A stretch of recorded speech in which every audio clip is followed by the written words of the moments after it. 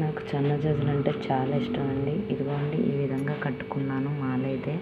రేపు గుడికి వెళ్దామని ఈశ్వరుడు గుడికి అభిషేకం చేయించుకుందామని కట్టుకున్నానండి. నాకు బయట కొన్ని కన్నా నేను కట్టుకుని పువ్వులు పెట్టుకోవడం అంటే నాకు చాలా ఇష్టం. చూడండి ఎంత బాగా కట్టుకున్నాను. మీలో ఎంతమందికి సన్నజాజులు ఇష్టమో కామెంట్ చేయండి. అలాగే నా మాల ఎలా ఉందో కొంచెం కామెంట్ చేయండి. థ్యాంక్ యూ అండి. అందరూ ఎలా ఉన్నారు? నేనైతే చాలా బాగున్నానండి.